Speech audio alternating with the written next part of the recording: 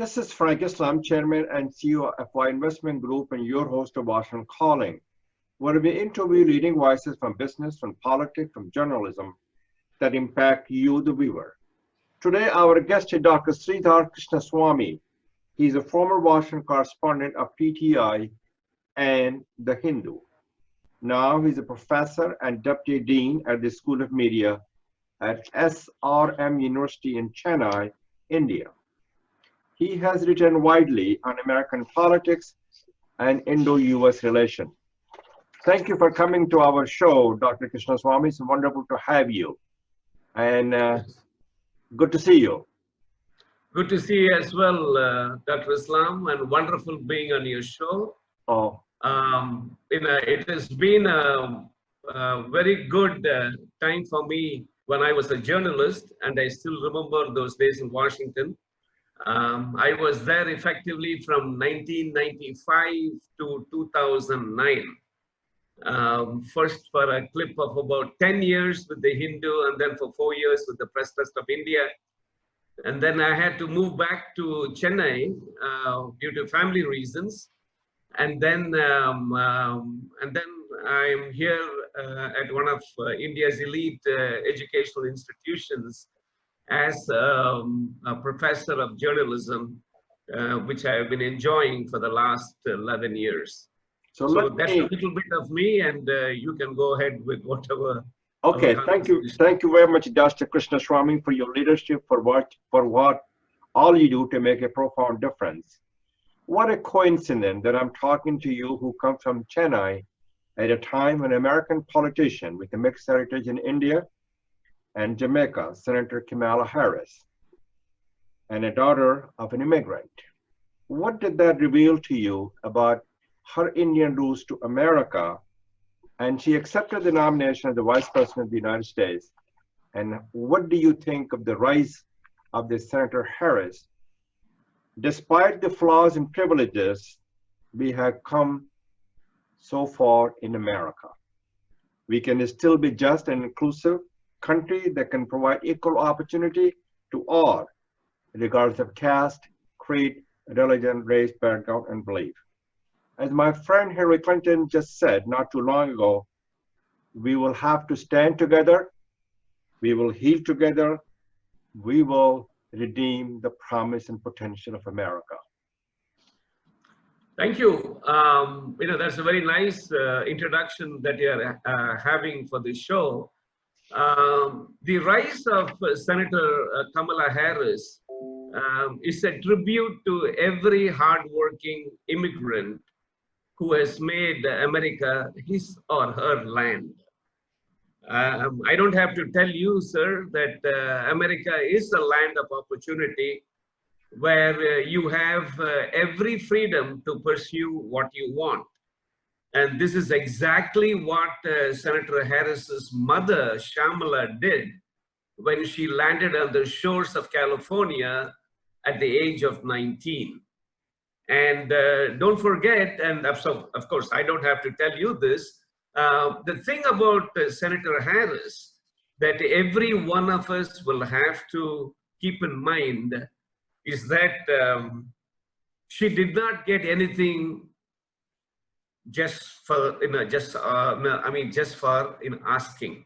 She had to fight her way. She had to fight her way.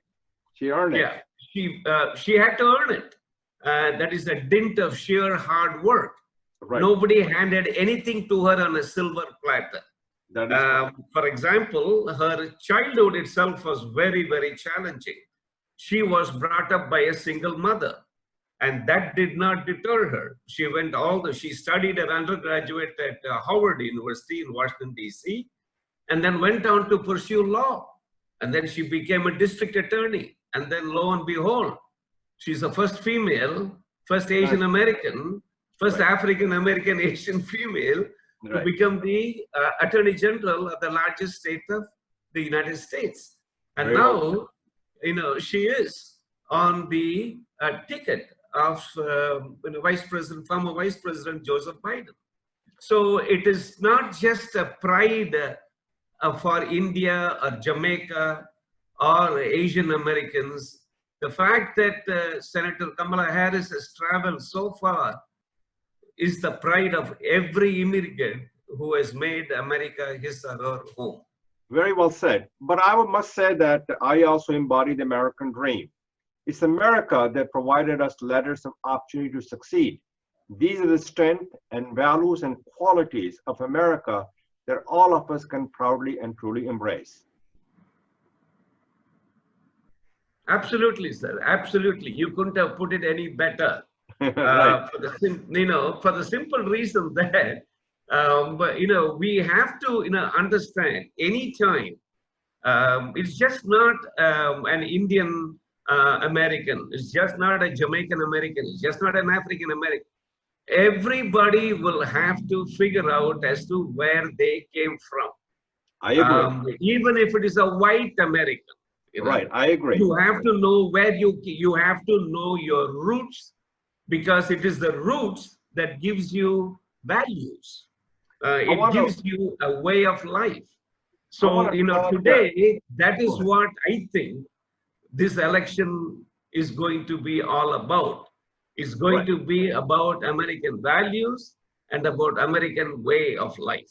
Very well said, and I will come to that part. But I know you are the correspondent in Washington, D.C., and you cover many stories related to India, and especially the unfolding Indo-US relationship. Do you think things have changed, and can you shed some bright light about the journalism between United States and India, and what are the differences and challenges that you have found in both countries? And have the journalism changed because of social media and the digital media also? Excellent again. I would say from the time I was a student in the US in 1976.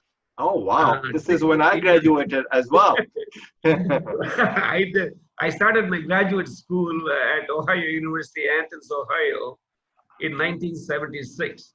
And my first introduction to American politics was when I witnessed the first debate between President Jimmy Carter and the then President Gerald Ford. That was my introduction to American politics. Now, looking back at the India-US relations, have they moved along? Most certainly they have. Yes. Have they moved along for the better? Most certainly they have. Are there challenges? Definitely there are challenges. No president in America or no prime minister in India can sit back and say, there is nothing more to be done for India-US relations.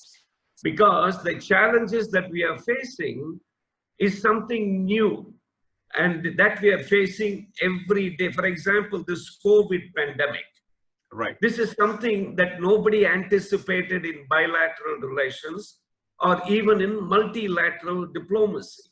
Correct. But here we are faced with a pandemic that unfortunately has taken the lives of close to 170,000 Americans. You got it. And close to about 60,000 Indians. Right. Now, what is it? Now, two countries are putting their heads together and seeing what is it that we can learn so that we don't have to be faced with a similar kind of a pandemic in the future. Or what is it that we can do scientifically to get out of the current mess? India and the US have traveled a very long way in the realm of politics, security, economics, environment, policing the sea lanes, in climate change, you name it, Mr. Islam, and we have done it. But is there any more things to do? Definitely. Yes. I agree. Because for the simple reason that geopolitics can never be seen in a vacuum. It is always dynamic. It is never stationary. Let me change my gear and talk about the political path traveled by Indian American, their rights, and a political empowerment in America. Why do you think Indian Americans should be engaged politically? And what is the best? Is it in the best interest of Indian American as a part of America's political landscape, which creates a common cause for all of us? And anything we do in America is important for us to be politically engaged because it affects our life. The Indian Americans, I don't have to tell you again. Right. We have indeed come a very long way in America. From just about sprinkles in the 60s and 70s. Correct. We are now a force of about 305 to 308 million, of which about 1.8 million are supposed to be voting population. This is the Indian American. Now, yes, there are Indian Americans who are Democrats, there are Indian Americans who are Republicans. But you touch the surface or you scratch the surface of either one of them, they will not talk about them being Republican or Democrat. They will talk about them being American. Because in every walk of life, whether it is in graduate school, whether it is being a teaching fellow or a teacher himself, or any profession, medical, engineer, doctor, you name any profession, Indian Americans have done well. They have done very well. They have done proud to both their country of their origin and to their country of adoption, which is right now the United States. Yes, they are a political force. And yes, both the Republicans and the Democrats are looking at the Indian American community, especially the voting bloc, especially those who are in those so-called swing states, as we call it. It's a battleground states. It's a Florida, Michigan, Wisconsin, and also Pennsylvania. Pennsylvania, Florida, Wisconsin. So it's 6% of the vote. It's a 6% of the electoral votes are going to make a difference. Yes. So let's talk about the U.S. election. This election is the battle, as Vice President Biden, who's a dear friend of mine, said, battle of heart and soul of America. What do you think that Trump and Biden will provide in terms of the leadership, in terms of the global leadership, to make sure that we can keep the promise of American democracy and its value and to bring the people together? Okay, that's a two-part question, and I will answer it in two parts. Okay. One, what is it that former Vice President Joseph Biden can bring to the realm of leadership and foreign policy? Number one, the problem with American foreign policy today is that we don't know what it is. We simply don't know what it is. Many people, especially in the Middle East, in Europe, they are at a loss to understand the directions of American foreign policy. Now, one day you say you're going to be in Afghanistan. Second day you say, I'm out of Afghanistan. Correct. One day you say, I'm going to be in Syria, I'm going to wipe out the ISIS. Right. So next day you get up and say, I'm getting out of Syria. So see, what happens is you not only add an element of uncertainty, but you also inject something called incoherence in American foreign policy.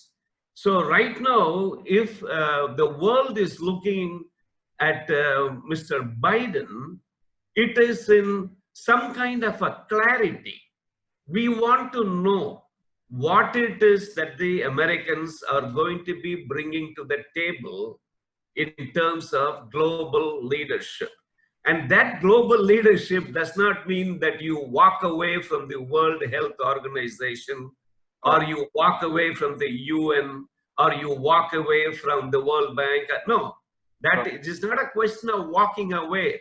What are you going to walk into? That is what people are very worried about. Now, that is as far as the foreign policy is concerned. Domestic, and believe me, it's been quite a while since I have been in the US for a prolonged period of time. But from what I see, from what I read, from what I hear, I think Mr. Biden has to give that healing touch.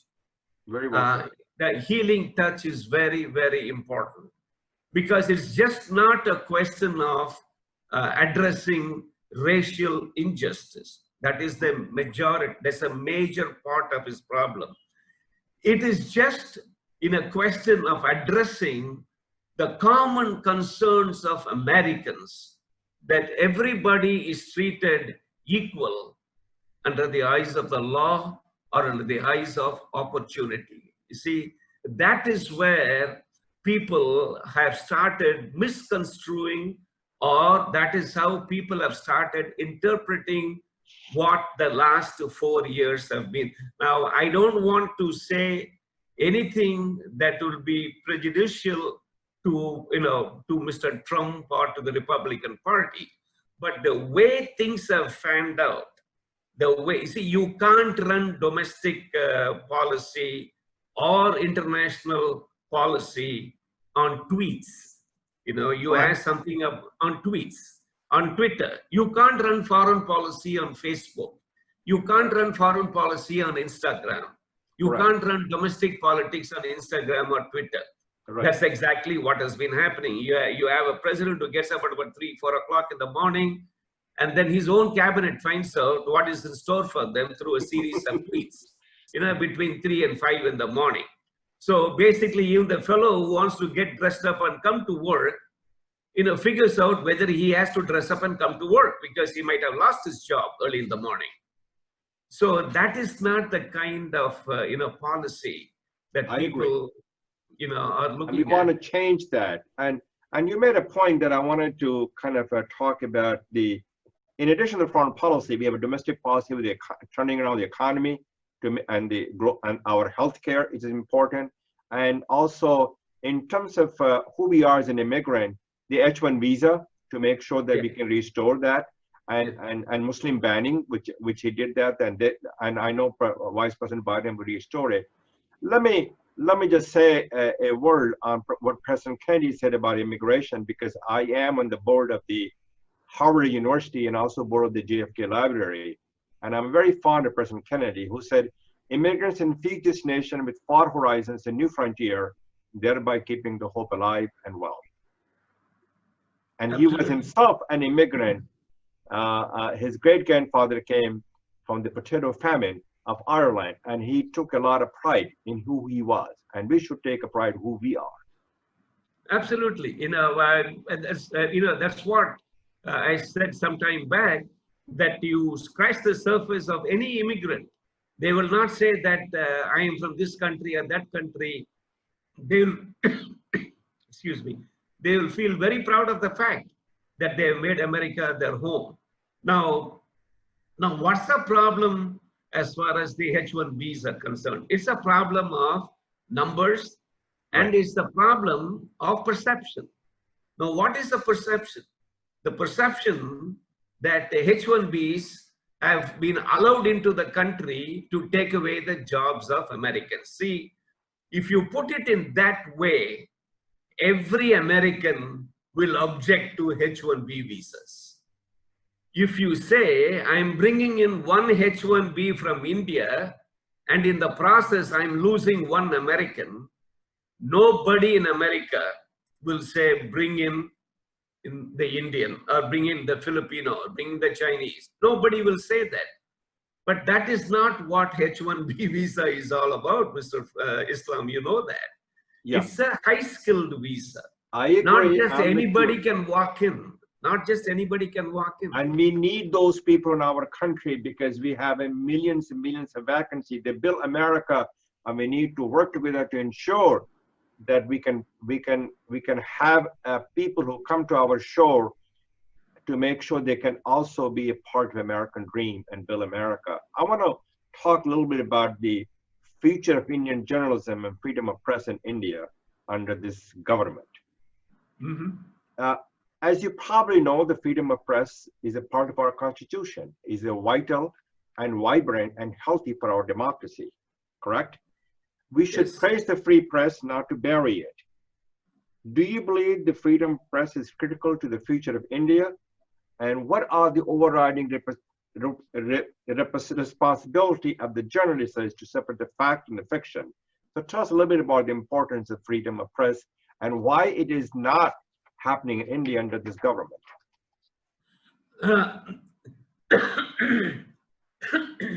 Excuse me. I would not agree with the premise of your last part of your statement, that somehow there is no freedom of press under the present dispensation in India. But let me go back and start. Freedom of the press is the soul of any country which is democracy, which is a democracy, whether it is the United States or India or any democracy. Freedom of the press. And let me tell you one thing, journalists in India, or for that matter, even in America, will never give themselves up for anybody who wants to subdue them. That is something that is inherent in our blood. Their right of free speech, the right of free expression. Now, you see, but even in the US, even in Britain, journalism is under threat today. Because why? We use these draconian national security issues to force journalists to cough up their sources, which we normally don't do. You are quite aware of the number of cases that come before US Circuit Court of Appeals and even the Supreme Court. Journalists will never cough up. They will never. But the government says, I want to know where you got that information from. That means what? We have to give in. We never do that. Now, for India, the problem is little different. We don't have a crackdown on national security, scenario. But there are always, political parties of various hues who go around threatening journalists to write things from their perspective. It is just not the government that is saying, write it like this or write it like that. For example, I have been writing as a commentator now for the last 10 years, ever since I came back to this. There were many times I've been critical of the government, many times. And nobody ever called me and said, don't write like this, don't write like that. They do tell me not to write when I write it. I see, okay. So, all right. Freedom of press, that is bad. Freedom of press is under threat under this government because the fact that they own the media. In a sense, the BJP government owns a lot of advertising dollars, which is important to them, to the journalism as well as the newspapers and the newspapers. So they do have their concerns over there, and that's it's not healthy for democracy. You cannot tout yourself the largest democracy in the world when you do not have the pillar and the cornerstone democracy, that's freedom of press. Yes, very true. That's why you will find established newspapers will never buckle. They will never buckle because you can only threaten them up to a certain point by not giving them government advertisements. Okay, now the fellows who are really vulnerable are the small and medium fellows who are dependent, because they are dependent on the revenue, because X amount of people, hundreds, thousands of people will be out of a job if they shut down. Now going back to America, in the last 4 years, media has been, I don't think Mr. Trump loves any media house except Fox News. And even of late, even Fox News has come to rub him on the wrong side. That is so, correct. Basically for him, all news is fake news, except the ones that come from his mouth. Okay? And he also bullies and insults the people. Oh yeah, it's easy. We want to change that, and we are. But the media over here is very free. The CNN, the CBS, and ABC News, and so on and so forth. They're very free. They will criticize Washington Post, as you probably know, is also very free, and they will do what is necessary to bring the people together to criticize his bullying and insulting to the media. This is it's a part of our Constitution. Thomas Jefferson put that in the Constitution. I want to talk a little bit about the time that we have left here, because you're so articulate and well-versed and wonderful to talk to you. I can go on and on. Thank you, sir. How do you view the future of US-India relationship under this administration, and shed the bright light in terms of the commerce, trade, diversity? Do you think that this administration will strengthen, broaden, and deepen our engagement and partnership with India? And do you think India relationship, US relationship in India is under a solid ground under the Biden administration? Okay, when you told this administration, I assume that you're referring to Biden administration. You got it. Very well said. Yeah. Okay. You're absolutely right. Okay. Now let me tell you, let me begin this with a small caveat. Okay. There is a general feeling in America, in India, that the Republicans are better for India-America relations than the Democrats. Now, why do they have that perception? Because they always have this feeling that Democrats come with a baggage with them. Now, what is that baggage? The baggage is about human rights, Yes. nuclear weapons, Kashmir, and you go down the list. Okay, so that is a perception. Now, does it mean that Republicans don't come with that baggage? I don't know. But at least they don't talk about as openly as the Democrats do. Well, because that's our democracy. Those are the consistent with our values, with our character and the conscience of our nation. We need to speak up and step up if there's a violations of the human rights. Yeah, that's fine. But what Indians, they do like to speak about violations of human rights. But we have our own National Human Rights Commission. We have our State Human Rights Commission. We don't want a State Department report to tell us where we go wrong. You see, that's the whole thing. And this is what you're mandated by law, to bring out all those reports. State Department brings out the human rights report, and then you have something called religious freedom. Right. And like this, you go down the list and you criticize every other country outside, but never focus on what America is all. A lot of things also take place within the country. Now, let me go back and address, in a Biden administration, I have no doubt that India-US relations will grow. They will grow in depth, they will grow in width, both ways. Because essentially, there may be differences between these two countries, but we don't disagree on the basic principles of democracy. We don't. We simply see eye to eye on issues of politics, what you call strategic issues. Yes, we do have differences when it comes to economic issues, but those things are not going to be settled overnight. I remember when President Trump visited India, there was a lot of this hoopla that he's going to go back with a trade pact. And didn't it's happen. Not that simple, Mr. Islam. You know that. It didn't happen. Nothing happened. Even if Mr. Biden comes, I doubt whether in the first 100 days he's going to sign a trade pact either with India or with China. Correct. It's not. It's easier said than done. People who are talking, they don't realize how much work goes into it. Cutting across administrations. See, what Mr. Biden definitely will do is that when he comes to power, he's not going to dump every one of the things that was done previously. He's going to weigh every one of them on a case-by-case basis and see what is good for America, what is good for the other countries, and what is good for the world. See, because everything cannot be centered around yourself.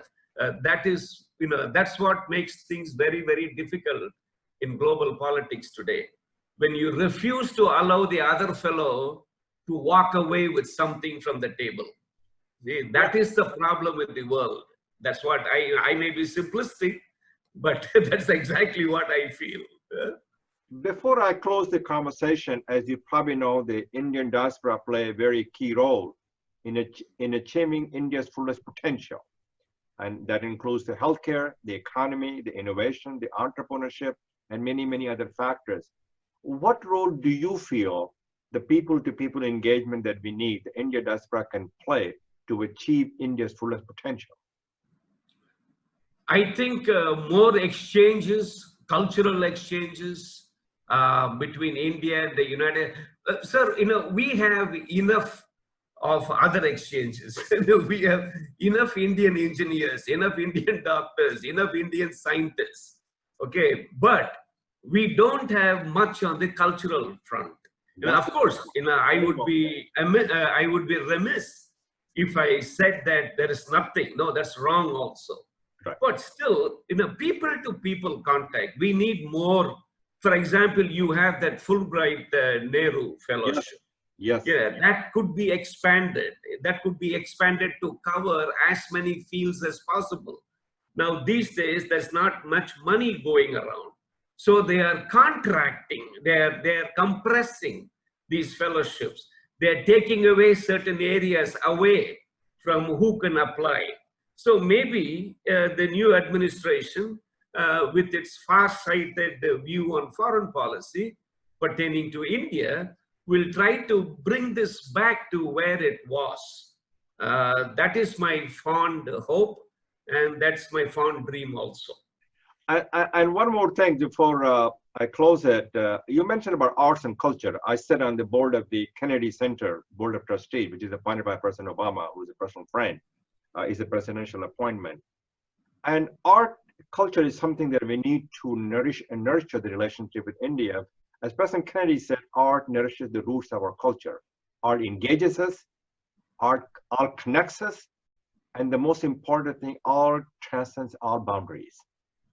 So absolutely, absolutely. I don't think President Kennedy could have said it any better. He hit the nail right on the head, because even in 1960s, he understood where America was going to be in 2060. Can you believe that? He's a man who dreamed, He had the vision. And the problem with the world these days is that we don't have dreamers. We don't have Kennedys. We don't have Martin Luther Kings. We don't have Nelson Mandelas. We don't Robert have Kennedy. Even Robert Kennedy, who was his brother. We don't have people like them. People who had the guts to dream. Very well said. Hopefully, Mr. Biden will fill that void. I hope so. We need a dreamer and doer, both. So yes. Thank you very much for coming to our show. This is Frank Islam wishing you a great week, and thank you for watching.